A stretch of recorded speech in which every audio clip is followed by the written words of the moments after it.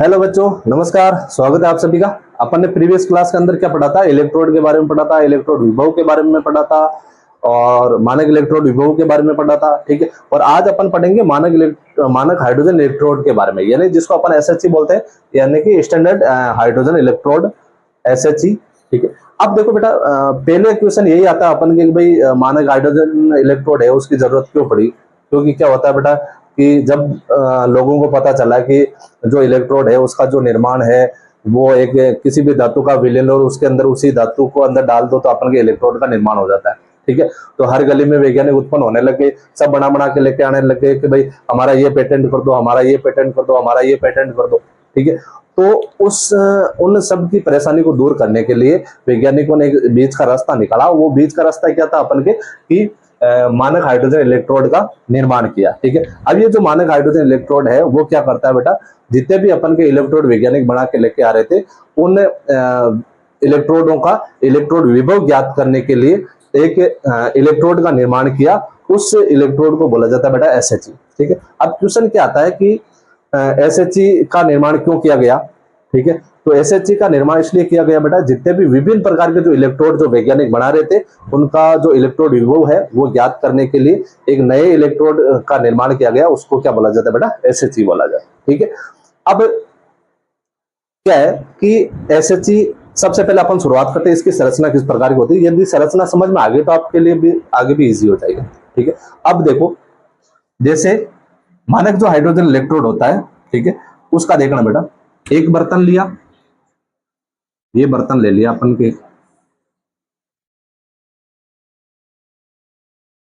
ये बर्तन ले लिया। ठीक है। और इस बर्तन के अंदर एक लगाई कांच की नली, ये लगा दी बेटा अपन के कांच की नली।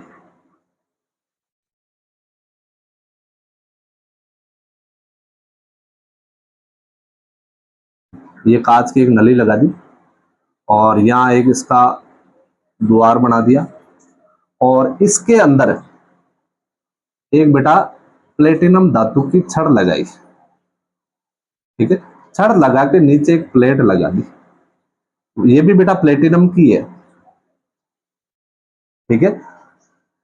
और इसके अंदर अपन के एक विलयन भर दिया, वो विलयन था बेटा अपन के HCl।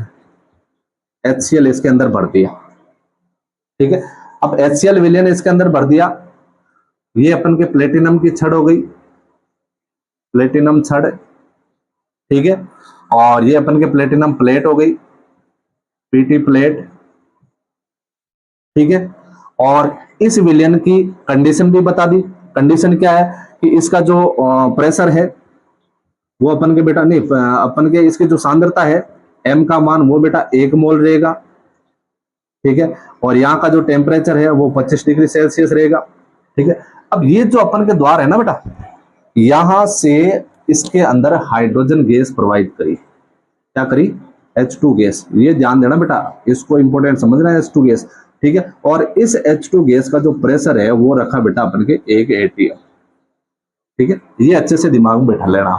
ठीक है। तो अब देखो, संरचना इसकी तैयार हो गई। संरचना क्या है बेटा, अपन ने एक बर्तन लिया, बर्तन के अंदर HCl का विलयन डाला, उसके अंदर कांच की नली डाली, एक प्लेटिनम की छड़ डाली, उसके नीचे एक प्लेट लगा दी। ठीक है।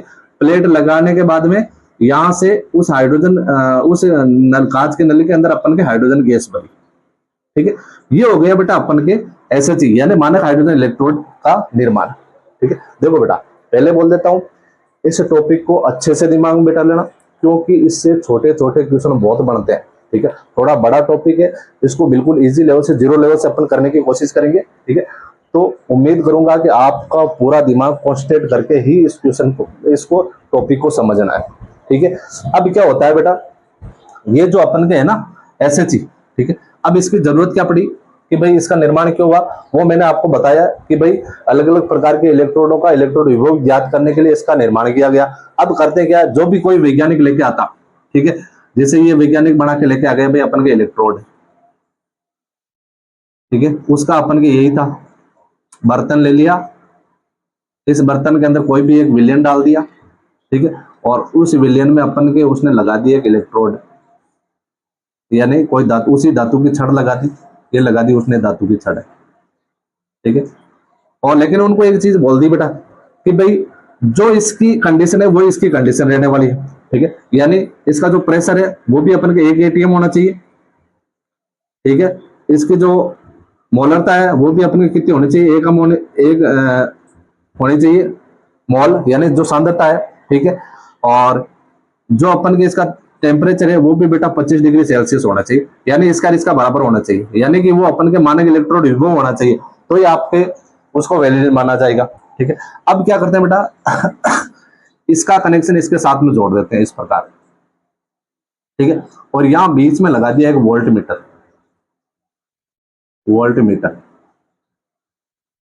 ठीक है, वोल्ट मीटर लगा दिया। और ये इसके अंदर सुई है इसकी वोल्ट मीटर की, ठीक है। और इसका कनेक्शन जोड़ दिया इसके साथ में, ठीक। अब आपके एक चीज दिमाग में आ रही होगी कि भाई यहाँ तो उन्होंने छड़ लगाई, यहाँ प्लेट लगी, तो पूरी प्लेट ही लगा देते, ठीक है। तो बेटा आपको पता है प्लेटिनम कितना महंगा होता है, ठीक है। यदि पूरे के पूरी प्लेट ही लगा दे तो ये जो अपन के उपकरण है बहुत महंगा कॉस्टली हो जाता, ठीक है। तो इसकी कॉस्ट कम करने के लिए उन्होंने क्या किया यहाँ तो पतला सा एक तार लगा दिया, नीचे एक प्लेट लगा दी, ठीक है ना।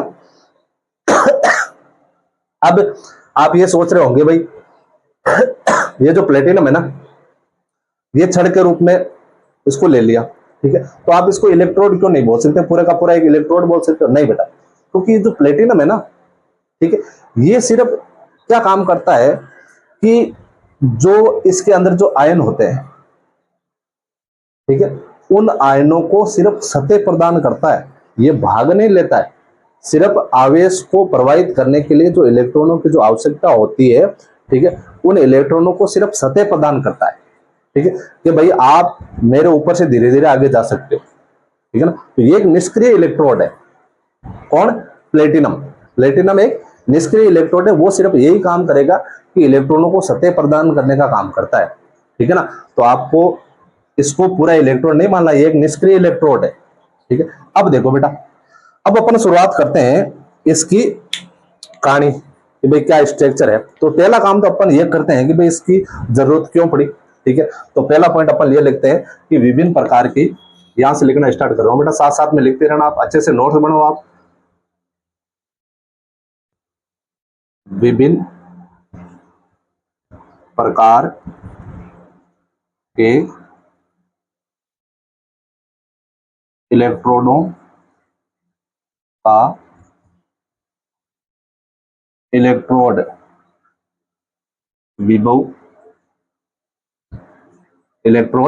विभव ज्ञात करने के लिए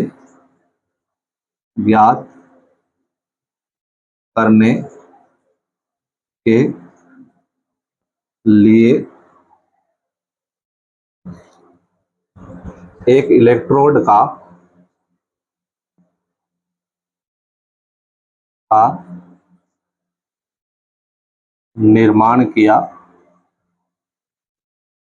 इलेक्ट्रोड का निर्माण किया, जिसे SHE कहते हैं, जिसे यानी कि स्टैंडर्ड हाइड्रोजन इलेक्ट्रोड कहते हैं, ठीक है। ये तो हो गया बेटा अपन के इसका कारण। उसके बाद में अपन चलते हैं कि इसकी संरचना क्या है, ठीक है ना भाई। कारण तो अपन को पता चल गया, अब इसकी संरचना भी तो देखनी पड़ेगी ना अपन को कि भाई संरचना के लिए अपन ने क्या क्या किया, ठीक है। तो सबसे पहले अपन इसका लगाते हैं बेटा, अपन संरचना के बारे में संरचना लिखते हैं इसकी। संरचना यानी स्ट्रक्चर। अब संरचना में अपन ने क्या किया कि सर्वप्रथम एक बर्तन लेकर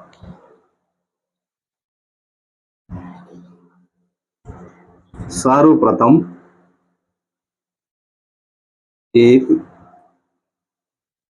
बर्तन लेकर,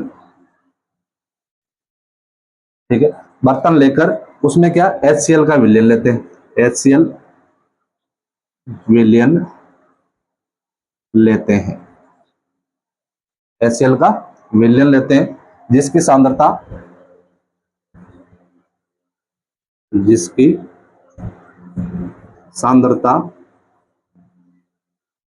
1 m तथा ताप 25 डिग्री सेल्सियस होता है, ठीक है, ये तो हो गया बेटा दूसरी चीज। ठीक है, अब इस विलयन में, इस विलयन में क्या लगाते बेटा अपन, एक कांच की नली के द्वारा, विलयन में कांच की नली के द्वारा द्वारा क्या बेटा अपन के, कांच की नली के द्वारा प्लेटिनम तार, प्लेटिनम तार व प्लेटिनम प्लेट, प्लेटिनम तार व प्लेटिनम प्लेट लटकाते हैं। ठीक है, लटका दी इसके अंदर। ठीक है, अब कांच की नली में, कांच की नली में एक एटीएम दाब पर H2 गैस गैस प्रवाहित करते हैं, H2 गैस प्रवाहित करते हैं। ठीक है, अब ये चीज तो हो गई बेटा। अब एक चीज और बताऊं आपको, बहुत इंपॉर्टेंट है, हमेशा जानना। देखो बेटा, ये आपको बेसिक जानकारी के लिए बता दूं मैं, जो एक एटीएम होता है ना, ठीक है, उसमें अपन के बेटा 0.987 बार होता है। ठीक है, एक एटीएम में कितना बार होता है, 0.987, और एक बार इजिकल टू हो जाएगा बेटा, सॉरी, एक बार बराबर होता है 0.987 एटीएम। ठीक है, और एक एटीएम बराबर होता है अपन के 1.013 बार। ठीक है ना, ये आपको बेसिक जानकारी के लिए बता रहा हूं। ठीक है, अब ये जो मान एसएच है ना बेटा, इसका जो इलेक्ट्रोड विभव है, यानी इसका जो वोल्टेज है, उसका मान हमेशा 0 होता है। ये दिमाग में अच्छे से बैठा लो, एसएच का मान हमेशा 0 होता है। ठीक है ना, ये क्वेश्चन आगे आया हुआ है, इसलिए मैं इसके ऊपर बहुत जोर देके बोल रहा हूँ कि जो एसएच का मान, जो ई नोट का मान है, ठीक है, वो हमेशा क्या होता है बेटा, 0 वोल्टेज होता है। तो आप इसको अच्छे से याद कर लेना। ठीक है, कि एसएच का ई नोट हमेशा 0.0 वोल्ट होता है। ठीक है ना, ये आपके अंडरलाइन कर देता हूं मैं। ठीक है, अब बेटा बात आती है इसकी क्रियाविधि की। ये तो हो गई कहानी इसकी संरचना की। अब बात करते हैं बेटा इसकी क्रियाविधि की, कि भाई क्रियाविधि क्या है इसकी, क्या क्या चलता है इसके अंदर। क्रियाविधि,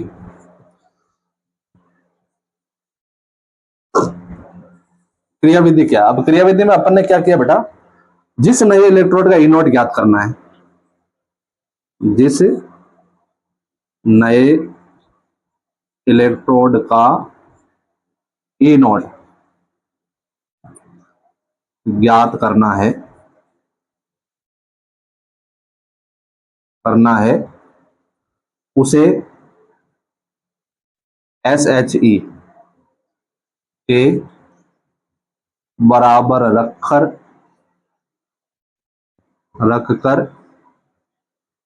दोनों के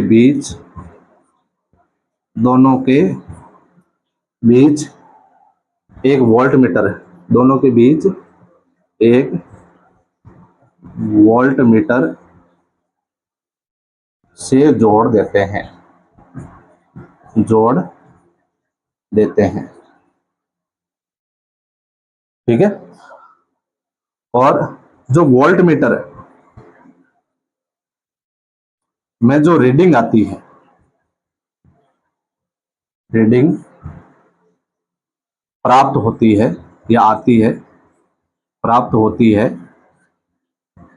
वही उस नए इलेक्ट्रोड का ई नोट होता है। ठीक है, ये तो हो गई बेटा इसके बारे में बात, ठीक है। ये इसकी क्रियाविधि समझ में आ गई कि भाई इसका ई नोट होगा वो, ठीक है। इसका मान हमेशा 0 होता है, पूरे का 0 होगा। जब ये किसी के साथ में कनेक्ट होगा तो जो अपन के वोल्टमीटर में जो मान आएगा वो अपन के नए इलेक्ट्रोड का क्या होगा बेटा, ई नोट का मान होगा। अब क्या होता है कि ये जो इलेक्ट्रोड है ना, ये अपन ने जो बनाया है, ठीक है, वो बेटा कभी तो कैथोड का काम करेगा, कभी एनोड का काम करेगा। ये दोनों का ही काम करता है, ठीक है। अब दोनों का काम करेगा कैसे, यदि इसमें जो हाइड्रोजन गैस प्रवाहित कर रहे हैं, ठीक है, यदि ये इस हाइड्रोजन गैस का अपचयन होने लग जाए, ठीक है, तो ये काम करेगा बेटा कैथोड का, ठीक है। और यदि इस हाइड्रोजन गैस का ऑक्सीकरण होने लग जाए तो ये क्या काम करेगा, अपन के एनोड का काम करेगा, ठीक है। तो ये आपको अच्छे से दिमाग में बैठा लो कि ये अपन के दोनों ही काम करता है बेटा, ठीक है। अब वो किस उपकरण के साथ में जुड़ेगा तो कैसा काम करेगा वो भी मैं आपको बताऊंगा, ठीक है।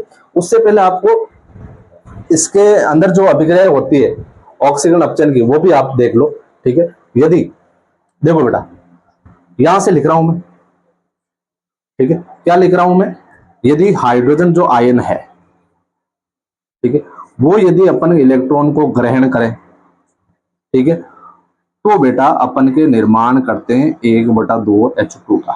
क्योंकि देखो बेटा गैस बन रही है तो मैं उसको H2 तो लिखूंगा, लेकिन यहाँ हाइड्रोजन है ना, ठीक है, तो इसलिए मैंने 1/2 लिखा है, ठीक है ना। कंफ्यूज मत हो जाना, यहाँ भी एक हाइड्रोजन लिखा है, यहाँ 1/2 है। इसका मतलब यह है कि क्योंकि कोई भी गैस है वो हमेशा अणु के रूप में रहती है, ठीक है, आप उसको सिंगल हाइड्रोजन नहीं लिख सकते।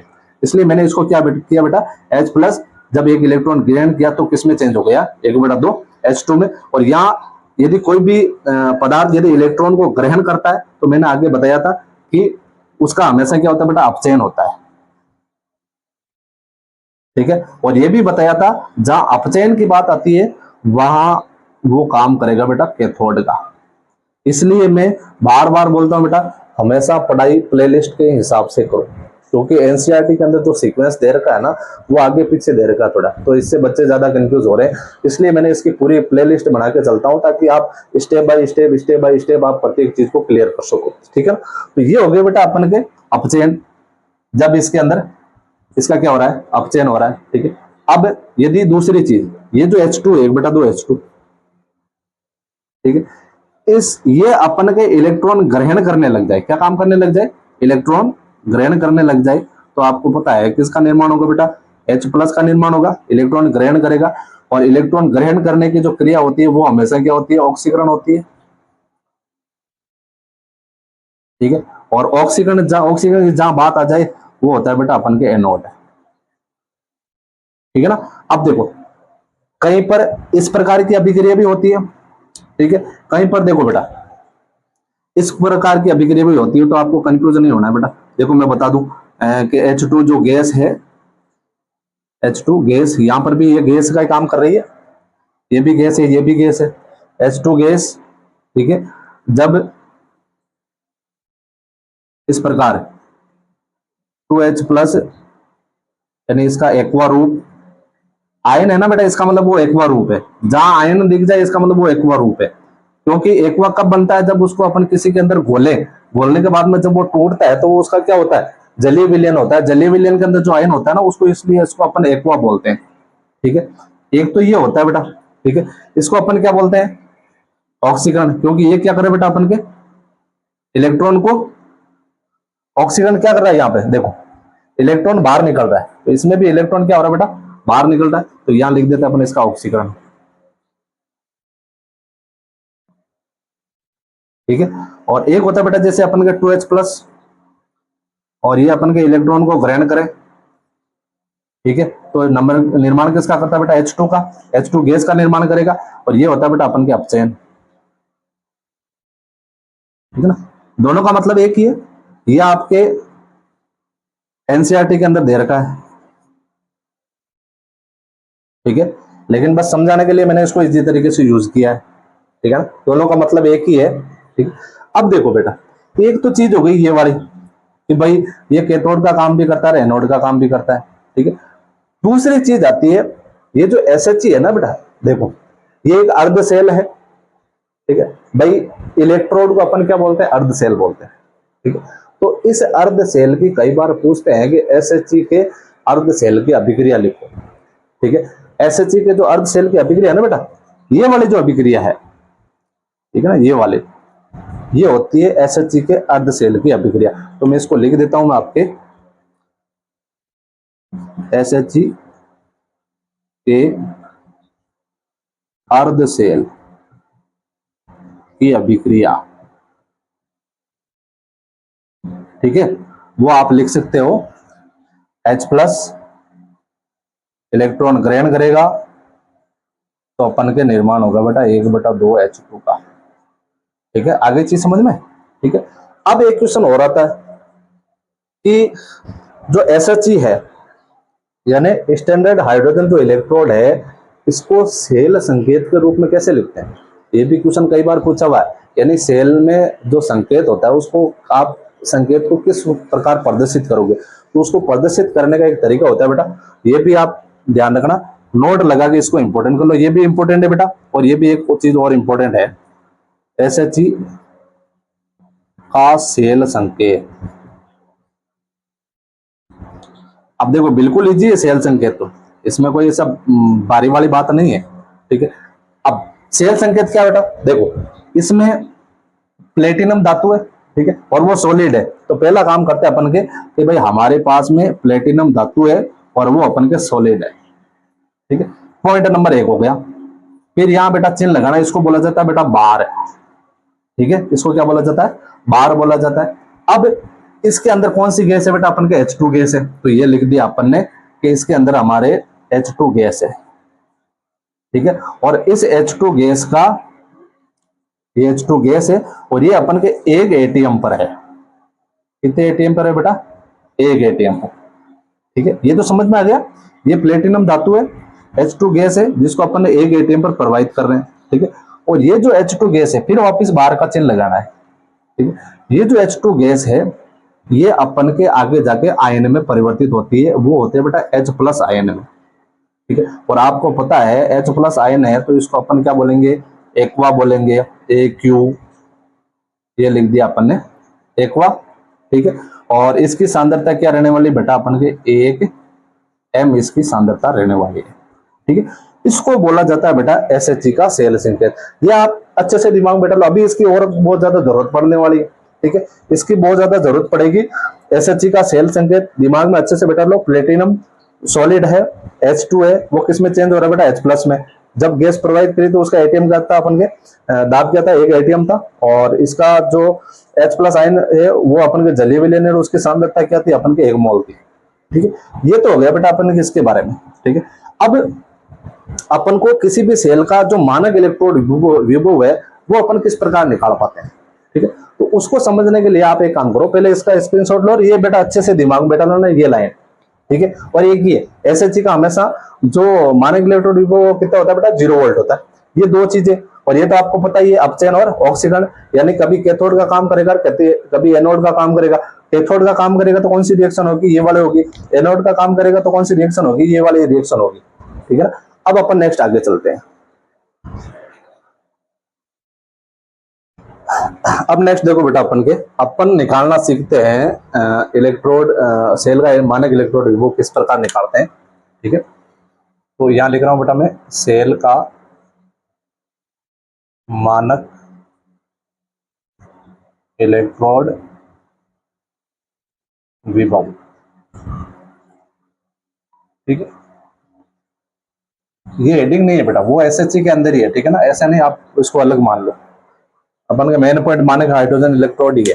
ठीक है, अब देखो बेटा, यदि सेल का मानक इलेक्ट्रोड विभव निकालना है तो आपको एक सूत्र याद रखना है। वो सूत्र रहेगा अपन के E naught cell equal to E naught R E naught left, यानी कि राइट इलेक्ट्रोड विभव माइनस लेफ्ट इलेक्ट्रोड विभव।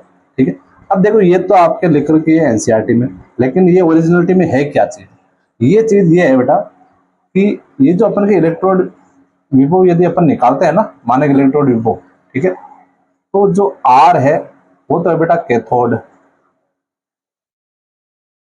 ठीक है, और जो L है वो है बेटा एनोड। एनोड, ठीक है ना। ये इससे कंफ्यूज नहीं होना कि भाई आर क्या है एल क्या है, ठीक है। चलो आर ये लिख भी देता हूं मैं आपके, जहां ए नोट आर है बेटा अपन के, कहने का मतलब जो आर है वो है बेटा दाया इलेक्ट्रोड विभव, दाया इलेक्ट्रोड विभव, ठीक है। और ए नोट एल है अपन के बाया इलेक्ट्रोड विभव, ठीक है। ये चीज हो गई बेटा। अब देखो अपन लेते हैं जैसे कोई से इलेक्ट्रोड लेते हैं, कॉपर का लेते हैं, ठीक है। समझना बेटा इसको, जैसे मैं ले रहा हूं कॉपर का इलेक्ट्रोड, नंबर 1 ले रहा हूं मैं कॉपर का इलेक्ट्रोड, ठीक है।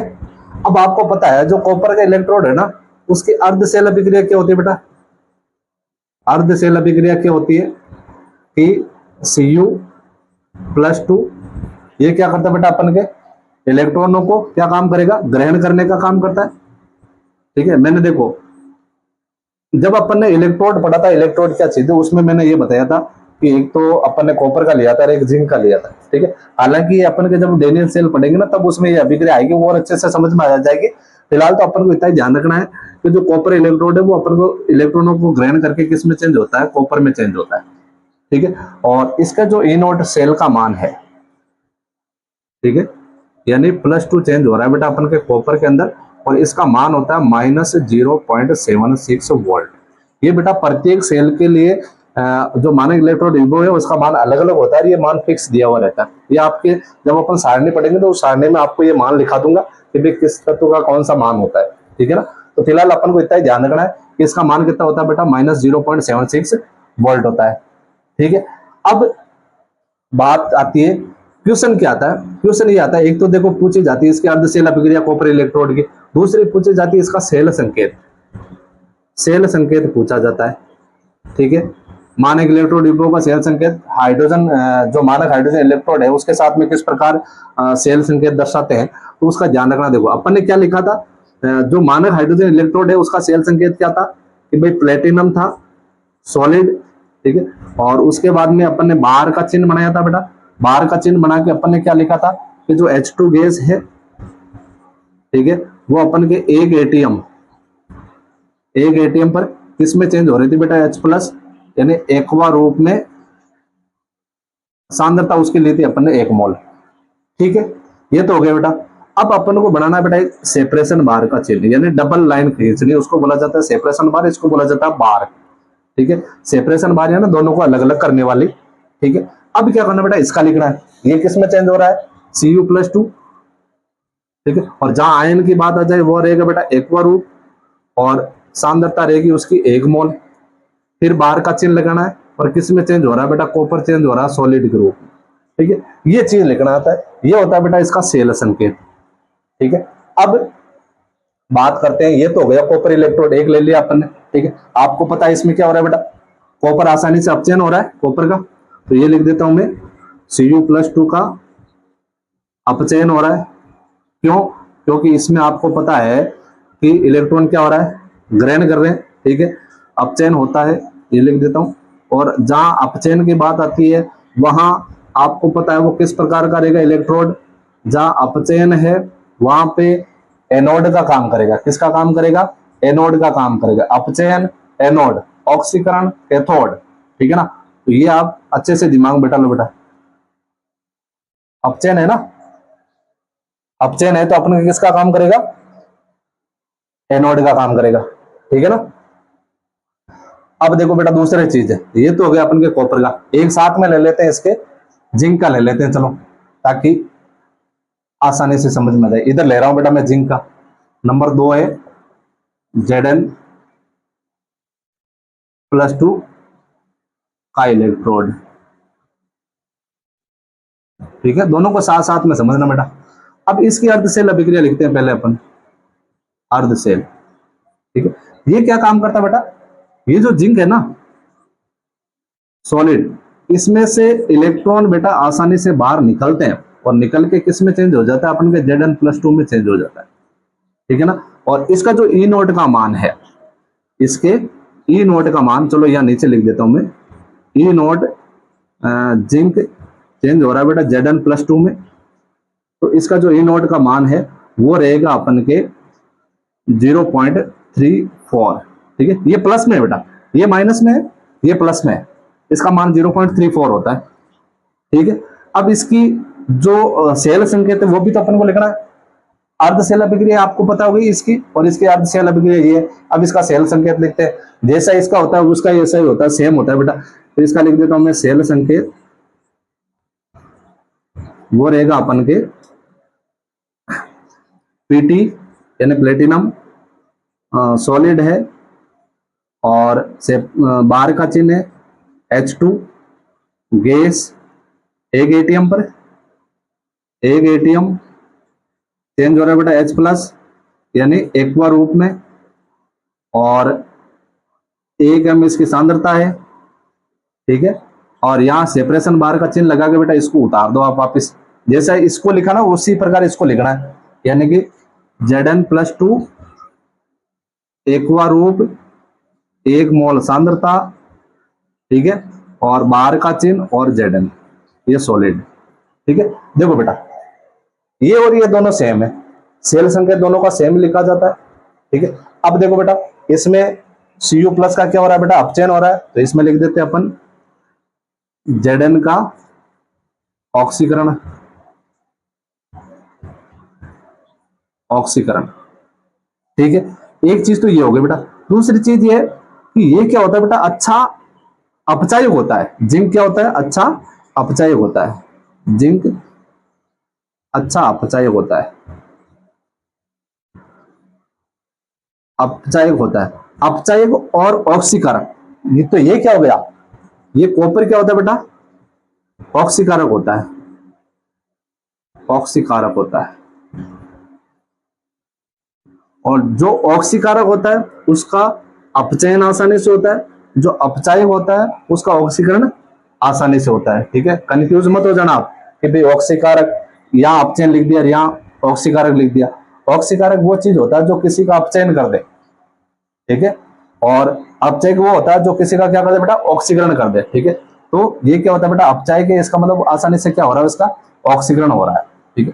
तो ये अपन के चीज हो गई दूसरी, ठीक है। यहां तक तो समझ में आ गया दोनों चीजें, ठीक है भाई। ये इसकी अर्धसेल अभिक्रिया है, ये इसकी अर्धसेल अभिक्रिया है, इसका सेल संकेत है, इसका ई नोट का मान ये है, और इसका ई नोट का मान ये है, ठीक है। अब बात आती है बेटा अपन के डेनियल सेल की, बहुत इंपॉर्टेंट है, ठीक है। ये ध्यान रखना बेटा आप, देखो डेनियल सेल, डेनियल सेल। अब ये जो डेनियल सेल है ना बेटा, इससे डेनियल सेल में ये दोनों इलेक्ट्रोड होते हैं। एक सेल होता है इस प्रकार का, ठीक है, और ये अपन के कॉपर वाला है, ये अपन के जिंक वाला है, दोनों साथ में जुड़े रहते हैं बेटा यहाँ इस प्रकार, ठीक है ना। तो वो पूरा क्या बनता है, अपन के डेनियल सेल बनता है। अब अपन का आगे टॉपिक है डेनियल सेल, अपन और अच्छी तरीके से उसको समझेंगे। फिलहाल अपन को इतना ही ध्यान रखना, डेनियल सेल का अपन को क्या निकालना बेटा, इलेक्ट्रोड विभव, मानक इलेक्ट्रोड विभव का मान निकालना अपन को, ठीक है। तो पहले डेनियल सेल का यदि मानक इलेक्ट्रोड विभव का यदि मान निकालना, तो इन दोनों का अपन को पहले पता होना चाहिए कि इसमें क्या क्या होता है, ठीक है। अब देखो बेटा ये जो डेनियल सेल है, ठीक है, इसके अपन क्या करते हैं, पहले अर्धसेल अभिक्रिया लिख देते हैं इन दोनों के साथ में। इसके अर्धसेल अभिक्रिया का मतलब क्या आता है, इन दोनों की अर्धसेल अभिक्रिया, ठीक है। तो यहां लिख रहा हूं मैं अपन के अर्धसेल अभिक्रिया। अब ये जो अर्धसेल अभिक्रिया है ना, ठीक है, अब जैसे देखो बेटा अपन के बाया इलेक्ट्रोड है, बाया इलेक्ट्रोड कौन सा रहेगा अपन के इसमें, ये वाला, ठीक है, ये बाया इलेक्ट्रोड है। तो मैं सबसे पहले ले रहा हूं बेटा अपन के बाया इलेक्ट्रोड, बाया इलेक्ट्रोड। बाया इलेक्ट्रोड पर क्या होता है, वो अभिक्रिया अपन को यहां लिख देनी है कि भाई इसमें क्या होता है कि जो जिंक है, ठीक है, वो किस में चेंज होता है बेटा, अपन को इस प्रकार लिख देते हैं इसको, तो भी कोई फर्क नहीं पड़ने वाला है, बात तो एक ही है, जिंक, Zn+2 यानी 2 इलेक्ट्रॉन। इसको इस प्रकार लिखो चाहे -2 लिख के इस प्रकार लिखो, तो बात तो एक ही होने वाली है, दोनों का मतलब तो एक ही है, ठीक है ना। तो कंफ्यूज नहीं होना है। दूसरी चीज है कि अपन के दायां इलेक्ट्रोड इस पर क्या हो रहा है बेटा, ये वाली अभिक्रिया लिख दो, Cu+2, ठीक है, ये 2 इलेक्ट्रॉन ग्रहण कर रहा है और चेंज हो रहा है बेटा Cu में, ठीक है, यहां तक तो ठीक है भाई। मैंने सिर्फ कुछ नहीं किया, ये दोनों अभिक्रिया लिखी, दोनों अर्धशेल अभिक्रिया लिखी। अब बात आती है कि मेरे को आप संपूर्ण शेल अभिक्रिया लिख के बताओ, ठीक है, तो इसका लिखते हैं अपन संपूर्ण शेल अभिक्रिया। संपूर्ण शेल अभिक्रिया, ये प्रत्येक छोटे छोटे क्वेश्चन है बेटा। जैसे देखो, अर्धशेल कॉपर का पूछ लिया, इसका जिंक का पूछ लिया, इसका वोल्टेज पूछ लिया, इसका वोल्टेज पूछ लिया, इसका सेल संकेत पूछ लिया, इसका सेल संकेत पूछ लिया, ठीक है, या फिर अपन के इसकी संपूर्ण शेल अभिक्रिया पूछ ली। अब संपूर्ण शेल अभिक्रिया में क्या मानना बेटा, दोनों तीर के इस तरफ जो चीज है वो इस तरफ लिख दो, तीर के दूसरी है वो दूसरी तरफ लिख दो। देखो इस तरफ क्या हो रहा है, जिंक प्लस एक ही है बेटा अपन के Cu+2, ठीक है, फिर तीर का निशान इधर क्या हो रहा है, Zn+2 और कौन सा है बेटा, Cu। तो ये हो गई अपन के संपूर्ण शेल अभिक्रिया, संपूर्ण शेल अभिक्रिया, ठीक है। अब अपन को निकालना बेटा इसका सेल का ईएमएफ, ठीक है। तो देखो क्वेश्चन आता है अपन के डेनियल सेल का ईएमएफ निकालो, सेल का ईएमएफ, ठीक है, ये क्वेश्चन आता है बेटा, सेल का ईएमएफ निकालो, ठीक है। तो आपको अभी ये सूत्र लगाना है। अब देखो ये सूत्र लगा रहा हूं मैं, E cell equal to E R minus E naught left, ठीक है, ये सूत्र लगा दिया। अब देखो बेटा इसमें लेफ्ट है यानी बायां इलेक्ट्रोड ये वाला है, दायां इलेक्ट्रोड ये है, ठीक है। तो अब देखो इसका मान रख दो बेटा, इसके अंदर मान क्या है, इसका आर का मान क्या बेटा अपन के इसके अंदर 0.34 है, तो 0.34 माइनस उसके बाद में क्या आ रहा है बेटा, ये वाला मान है, तो ये हो गया अपन के माइनस 0.76, ठीक है। अब इसको कर दो बेटा, माइनस माइनस क्या हो जाएगी, प्लस हो जाएगा, तो 34 और 76 क्या हो जाएगा बेटा अपन के 1.10 वोल्ट हो जाएगा, ठीक है। तो इसके ई सेल का मान आ जाएगा अपन के 1.10 वोल्ट, ठीक है। इसको इस प्रकार सोल्व करना है, ठीक है ना बेटा। इसलिए मैं बार बार बोल रहा हूं, अच्छे से इसको देखना है, अच्छे से इसको देखना है, ठीक है ना। तो देखो इसमें मैंने क्या किया बेटा, सेल का मानक इलेक्ट्रोड विभव निकालने के लिए कॉपर का इलेक्ट्रोड विभव लिया, इधर जिंक का इलेक्ट्रोड विभव ले गया, ठीक है, क्योंकि अपन किसका निकाल रहे थे अभी फिलहाल, डेनियल सेल का। इसी प्रकार यदि आपको कोई और सेल दे दिया जाए तो भी उसको आपको इसी प्रकार निकालना, हालांकि आपके कोर्स में ये सिर्फ एक ही है, ठीक है ना, एक ही है। तो आप इसको अच्छी तरीके से देख लो। Cu+2 इसकी पहले अर्धशेल अभिक्रिया करी, उसके बाद में इसकी अर्धशेल अभिक्रिया, इसका ई नोट का मान, उसके ई नोट का मान, इसका सेल संकेत, उसका सेल संकेत, ठीक है। अब इसका आ गया, फिर अपन ने क्या कर दिया, इसका सेल का ईएमएफ का मान निकाल दिया, ठीक है। ये हो गया बेटा अपन के डेनियल सेल का ईएमएफ का मान, ठीक है। अब कुछ चीजें और है छोटी मोटी, ठीक है, वो भी अपन देख लेते हैं। इसको एक बार स्क्रीनशॉट ले लो आप। अब देखो बेटा छोटे छोटे क्वेश्चन कौन से बनते हैं। देखो क्वेश्चन एक आता है अपन के, जो मैंने शुरुआत में बात करी थी, अपन के जो निष्क्रिय इलेक्ट्रोड है, निष्क्रिय इलेक्ट्रोड का उपयोग, ठीक है। अब निष्क्रिय इलेक्ट्रोड में जैसे देखो बेटा, प्लेटिनम भी ले सकते हैं, सोना भी ले सकते हैं, ठीक है। दोनों महंगी चीजें, दोनों क्या काम करते हैं बेटा, अपन के इलेक्ट्रॉनों को सतह देने का काम करते हैं। तो पहली लाइन में लिख रहा हूं अपन के प्लेटिनम और Au अभिक्रिया में कभी भाग नहीं लेते बेटा, ये चीज का ध्यान रखना आपको। प्लेटिनम व Au अभिक्रिया में भाग नहीं लेते हैं, क्योंकि बेटा ये क्या है, निष्क्रिय है, और भाग नहीं लेते हैं तो ये क्या काम करते हैं भाई, यदि भाग नहीं लेंगे तो क्या करेंगे, ये केवल इलेक्ट्रॉनों के प्रवाह हेतु क्या बेटा सतह देते हैं। तो ये भी लिख देता हूं मैं, यह है इलेक्ट्रॉनों के प्रवाह हेतु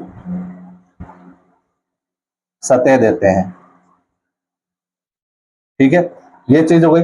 दूसरी चीज है बेटा अपन के कि अर्ध सेलों में जो प्लेटिनम है उसका क्या उपयोग है, तो ये लिख देता हूं मैं अपन के यहाँ पे, अर्ध सेलों में प्लेटिनम का उपयोग, ठीक है। अब देखो बेटा कई बार क्वेश्चन आ जाता है, यदि अर्ध सेलों में प्लेटिनम का उपयोग है। इसमें नंबर आपको 1 दे दिया कि आप बता दो हमें हाइड्रोजन इलेक्ट्रोड का हिसाब से हाइड्रोजन इलेक्ट्रोड में प्लेटिनम का क्या उपयोग है। हाइड्रोजन इलेक्ट्रोड के लिए, ठीक है, हाइड्रोजन इलेक्ट्रोड के लिए प्लेटिनम का क्या उपयोग है। तो बेटा पहला काम करना अपन को इसका सेल संकेत लिख देना, ठीक है। और सेल संकेत से पहले इसकी क्या अर्धसेल अभिक्रिया लिखनी बेटा। अर्धसेल अभिक्रिया क्या होती है इसकी, अर्धसेल अभिक्रिया होती है जो अपन के उसके अंदर SHE के अंदर जो अभिक्रिया होती है ना, वही अभिक्रिया यहाँ लिखनी है बेटा अपन को। H+ एक्वा रूप किसमें चेंज हो जाता, इलेक्ट्रॉन ग्रहण करके किसमें चेंज हो जाता है बेटा, H2 के अंदर, ठीक है। इसको लिख देता हूँ मैं 1/2 H2 गैस, ठीक है ना। अब इसका अर्ध सेल जो संकेत है, सेल संकेत, वो किस प्रकार का रहेगा भाई, ये मैंने हालांकि पहले बता दिया आपको, लेकिन फिर भी आपकी जानकारी के लिए एक बार और बता दूं इसको अपन लिखते हैं बेटा इस प्रकार, PT सॉलिड, इसमें उसके बाद में सेपरेशन बार, सॉरी बार का चिन्ह, और उसके बाद में अपन क्या लेते हैं H2 गैस, ठीक है, 1 ATM पर, और किस में चेंज होता है बेटा अपन के H+ यानी एक्वा रूप में, ठीक है। ये तो हो गया हाइड्रोजन का। अब देखो कई बार क्वेश्चन है, एक क्वेश्चन आपके और दे रखा है, यदि आपको पूछ लिया जाए ब्रोमीन इलेक्ट्रोड के लिए, ब्रोमीन इलेक्ट्रोड के लिए, अब ब्रोमीन इलेक्ट्रोड के लिए जो अर्धसेल अभिक्रिया होती है वो होती है बेटा ये प्रकार की, इसकी जस्ट उल्टी होती है, क्योंकि ये इलेक्ट्रॉन को ग्रहण करने का काम करती है और वो अपन के इलेक्ट्रॉन त्यागने का काम करती है, ठीक है। तो अपन इसकी अभिक्रिया इस प्रकार लिख देते हैं 1/2 Br2, इसमें से यदि अपन के इलेक्ट्रॉन निकल रहा है तो वो चेंज होता है बेटा अपन के Br- में, ठीक है ना, ये इस रूप में चेंज होता है। तो इसका भी आपको ध्यान रखना है, ये अपन के जहां प्लस माइनस की बात आ जाए वहां अपन को एक्वा लगा देना है, बस इतना ध्यान रखना। Br2 क्या होती है बेटा अपन के गैस होती है। अब इसका जो सेल संकेत है वो अपन किस प्रकार लिखेंगे, सेल संकेत की यदि बात आ गई तो वही अपन के बेटा प्लेटिनम है, ठीक है, सॉलिड है। अब इसको अपन इस प्रकार जो चीज लिखी है वो अपन लिख सकते हैं इसको कि भाई 1/2 Br2 जो गैस है वो किस में चेंज हो रही है बेटा अपन के Br में चेंज हो रही है, ठीक है। ये इसका हो गया सेल संकेत, ठीक है ना, बस ज्यादा लोड नहीं लेना इसका। ये हो गया एक्वा रूप, ये हो गया बेटा इसकी गैस, ठीक है। ये क्वेश्चन कई बार पूछा हुआ है, हालांकि इतना इंपोर्टेंट नहीं है, लेकिन फिर भी आपको नजर में रखना है ये क्वेश्चन, ठीक है। अब क्वेश्चन क्या बढ़ते हैं, कुछ और क्वेश्चन है, जैसे क्वेश्चन नंबर 2 है। नोट लगा के चीज लिख रहा हूं मैं, नोट, ठीक है। नोट में नंबर 1 है बेटा, यदि इलेक्ट्रोड विभव धनात्मक है, यदि इलेक्ट्रोड विभव धनात्मक है, ठीक है। जैसे इलेक्ट्रोड विभव धनात्मक में अपन ने कौन सा उदाहरण लिया था बेटा, कॉपर प्लस का। और यदि मैं बोल दूं इलेक्ट्रोड विभव ऋणात्मक है, इसका मतलब अपन ने उसके अंदर कौन सा लिया था, जिंक का लिया था, ठीक है ना। यानी जो इलेक्ट्रोड विभव का धनात्मक, ठीक है, वो कौन सा है अपन के Cu+2। क्यों होता है बेटा, क्योंकि इसका जो ई नोड का मान होता है ना बेटा, यहां लिख रहा हूं बेटा मैं, क्यों होता है, ई नोड का मान हमेशा बेटा 0 से कम होता है इसका, ठीक है, तभी तो माइनस में चला जाता है। और वो अपन के जो इलेक्ट्रोड वो किस प्रकार का हो जाता है, अपन के धनात्मक हो जाता है बेटा अपन के, ठीक है। यानी ई नोड का मान 0 से क्या होता है, कम होता है। देखो क्यों, क्योंकि देखो जब अपन सक्रियता श्रेणी पढ़ेंगे ना, ठीक है, तो उसमें देखना आप हाइड्रोजन का होता है बेटा 0, क्योंकि SHE का मान भी क्या अपन के 0, तो हाइड्रोजन का इलेक्ट्रोड विभव क्या रहेगा, 0 रहेगा। अब हाइड्रोजन से जो ऊपर वाले हैं, ठीक है, उन सब के मान माइनस में, और जो हाइड्रोजन से नीचे वाला है वो सारे के सारे क्या अपन के प्लस में है, ठीक है। तो वो अपन सक्रियता श्रेणी पढ़ेंगे तो उसमें देखना आप कि जो 0 से ऊपर वाला है ना वो सारे के सारे माइनस में है, जो 0 से नीचे वाला है वो सारे के सारे प्लस में है, ठीक है। तो यदि 0 से मान कम है, इसका मतलब ई नोड का मान रहेगा। और आपको पता है यदि ई नोड का मान 0 से कम है तो वो जो स्पेसीज है ना, वो अपन के जो कहने का मतलब है, जो इसको अपन क्या बोलते हैं, स्पेसीज, यानी वो जो प्रजाति है, ठीक है, वो आसानी से अपचयित होती है बेटा। तो इसका मैं लिख रहा हूं मैं, वो स्पेसीज आसानी से अपचयित होती है, आसानी से अपचयित। और आपको पता है यदि आसानी से अपचयित होती है तो वो क्या होती है बेटा, ऑक्सीकारक होती है, ठीक है, यानी अच्छी ऑक्सीकारक होती है। तो ये लिख देता हूं मैं, अच्छी ऑक्सीकारक।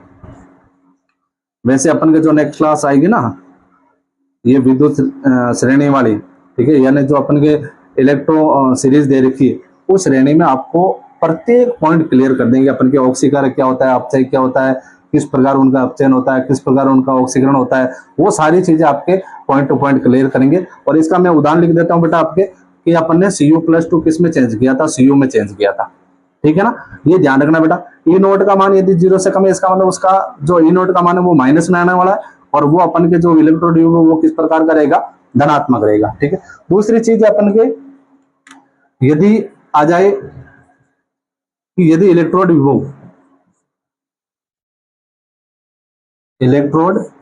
विभव ऋणात्मक हो, क्या हो, ऋणात्मक, तो उसमें क्या होगा बेटा, जो ई नोट का मान है ना वो 0 से अधिक हो जाएगा। तो इसको लिख देता हूं मैं, ई नोट का मान अपन के 0 से अधिक हो जाएगा, और 0 से अधिक है इसका मतलब वो क्या अपन के प्लस है, तो वो उस स्पीशीज का अपन के क्या होगा, आसानी से ऑक्सीकरण होगा। तो इसको लिख देता हूं मैं, वो स्पीशीज या उस स्पीशीज का आसानी से ऑक्सीकरण। थोड़ा लंबा हो गया ये टॉपिक, ठीक है, वैसे है थोड़ा बड़ा, क्योंकि इसमें से एक क्वेश्चन तो पक्का आपके एग्जाम में आता है, ठीक है ना। अब देखो बेटा, और ये अच्छा ऑक्सीकरण है, तो ये क्या बेटा अपन के अच्छा अपचायक है, ठीक है। और इसका अपन उदाहरण ले लेते हैं, इसमें चेंज हो रहा था बेटा जिंक+2 में चेंज हो रहा था, Zn+2 में चेंज हो रहा था, ठीक है। अब एक दो छोटे क्वेश्चन और है, वो है अपन के क्वेश्चन पूछा जाता है सबसे शक्तिशाली ऑक्सीकारक कौन सा होता है, नॉट, क्योंकि जो शक्तिशाली और ऑक्सीकारक है ना बेटा F2, वो कहां रहता है बेटा अपन के F2 है ना, क्योंकि F2 का मान आपको पता है प्लस में आता है, ठीक है, और वो सारणी में सबसे नीचे होता है। जो सबसे नीचे है वो सबसे अच्छा ऑक्सीकारक है, जो सबसे ऊपर है वो सबसे अच्छा अपचायक है, ये ध्यान रखना आप। तो इसका लिख देता हूं मैं आपको, सबसे शक्तिशाली ऑक्सीकारक, शक्तिशाली ऑक्सीकारक, या नंबर 1 लगा देता हूं मैं, सबसे शक्तिशाली ऑक्सीकारक है वो बेटा F2 है, ठीक है। और दूसरा इधर लिख रहा हूं मैं आपके आगे, सेकंड है सबसे अपन के शक्तिशाली अपचायक,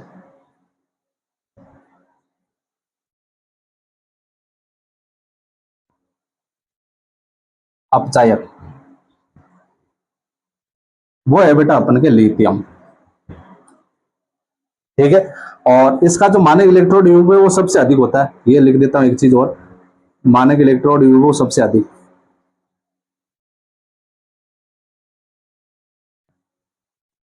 सबसे अधिक, और इसका मानक इलेक्ट्रोड सबसे विभव सबसे कम, मानक इलेक्ट्रोड विभव सबसे कम, ठीक है। तीसरी चीज है इसकी अपन अभिक्रिया भी लिख देते हैं, क्या पता पूछ ले। लिथियम वो है बेटा अपन के इलेक्ट्रॉन को ग्रहण करके किस में चेंज हो जाता है, अपन के सॉरी लिथियम प्लस इलेक्ट्रॉन को ग्रहण करके किस में चेंज हो जाता है, लिथियम सॉलिड के रूप में, ठीक है। और अच्छा ये तो फ्लोराइड है ना, ये इधर लिखना है बेटा, इसका पहले फ्लोराइड का लिख लो आप। जो F2 है वो क्या करता है बेटा, अपन को इलेक्ट्रॉन को ग्रहण करेगा और किस में चेंज हो जाएगा, 2F- में चेंज हो जाएगा। और इसका जो ई नॉट सेल का मान है वो होता है बेटा अपन के +2.87 वोल्ट, ठीक है। और इसका देख लो अब आप, लिथियम प्लस ये अपन के इलेक्ट्रॉन को ग्रहण करेगा और किस में चेंज होगा, लिथियम में चेंज होगा। और इसका जो बेटा ई नोड सेल का मान है, ठीक है, वो रहेगा बेटा अपन का -3.05 वोल्ट, ठीक है ना। तो ये हो गया बेटा अपन के मानक हाइड्रोजन इलेक्ट्रोड, यानी कि अब इसमें से कोई भी क्वेश्चन किसी भी कंडीशन में बाहर नहीं जा सकता, ठीक है ना। 101% गारंटी। ना तो यहाँ जाने वाला है, ना आप भविष्य में कोई आगे एग्जाम देने वाले हो, चाहे जेई का देना, चाहे नीट का देना, चाहे कोई सा ही एग्जाम देना। यदि मानक हाइड्रोजन इलेक्ट्रोड से विभव से रिलेटेड यदि कोई क्वेश्चन बनता है तो इससे बाहर नहीं जाने वाला, ठीक है ना। तो आप इसको एक बार नहीं 2 बार बैठ के अच्छे कॉन्सेंट्रेट दिमाग से करना है, साथ में नोट्स बनाना है, ठीक है। ऑफलाइन वाले बच्चों को भी बोल रहा हूं मैं, नोट्स अच्छे से बनाना है, फिर आपको एक बार और रिवीजन करवा देंगे, ठीक है, ताकि आपका वहाँ टाइम खराब नहीं हो, ठीक है। मैं इसलिए ये बार बार बोलता रहता हूँ ये चीज, ठीक है ना। तो आप इसको अच्छे से देख लेना। जो बच्चे गरीब बच्चे हैं आप शेयर कर देना, हो सकता है किसी का भला हो जाए, ठीक है ना। तो लाइक, फॉलो, शेयर, कमेंट जरूर करें। इसमें से यदि कोई चीज समझ में नहीं आ रही है तो उसको भी आप कमेंट में कर दे या फिर पर्सनली मैसेज कर दे, ठीक है, ताकि मैं आपको और अच्छे से समझा सकूं, ठीक है। तो मिलते हैं बेटा नेक्स्ट क्लास में। Thank you, visit again.